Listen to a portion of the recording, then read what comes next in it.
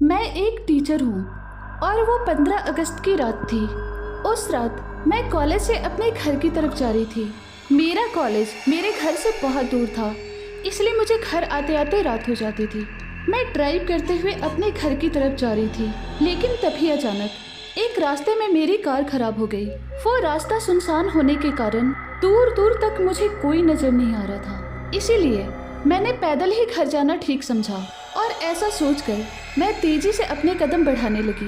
अभी मैं आधे रास्ते पर ही थी, लेकिन तभी अचानक मुझे दो शराबी लोग दिखे।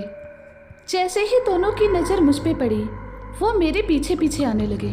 उसके बाद मैं उनसे बचते हुए भागने लगी, पर वो लोग मेरा पीछा छोड़ ही नहीं रहे थे।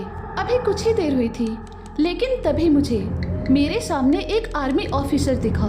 उन्हें देखकर मैं दौड़ कर उनके पास चली गई और मैंने उनसे कहा, सर प्लीज मुझे बचा लीजिए, दो गुंडे मेरे पीछे पड़े हैं।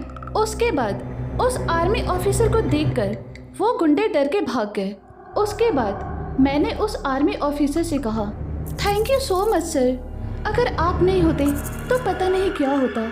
उसके बाद उस आर्मी ऑफिसर ने मुझसे कहा, इतनी रात को इस सुनसान सड़क पे घूमना सेफ नहीं है, चलिए मैं आपको आपके घर छोड़ देता हूँ।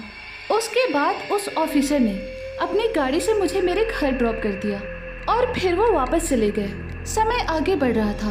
एक दिन हमारे कॉलेज में एक नई टीचर आ गई और बढ़ते समय के साथ वो मेरी एक अच्छी दोस्त बन गई।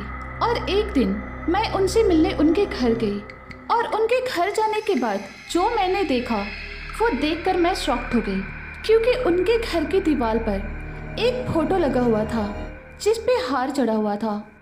और वो फोटो किसी और का नहीं बल्कि उसी आर्मी ऑफिसर का था जिसने उस 15 अगस्त की रात को मेरी जान बचाई थी। ये देखकर मैंने अपनी दोस्त से पूछा कि ये कौन है, तो उसने मुझे बताया कि ये मेरे पति हैं और 2 साल पहले वो देश के लिए शहीद हो गए। ये सुनकर मैं सोचने लगी कि ये कैसे हो सकता है। अगर ये 2 साल पहले शहीद हुए हैं तो जिसने 1 महीने पहले मेरी जान बचाई वो कौन थे। काफी गहराई से सोचने के बाद मैं समझ गई कि शहीद होने के बाद भी वो महान आर्मी ऑफिसर ने अपनी ड्यूटी निभाई। तो फ्रेंड्स, हमारी पूरी फैमिली को रिया हॉरर स्टोरीज की तरफ से हैप्पी इंडिपेंडेंस डे।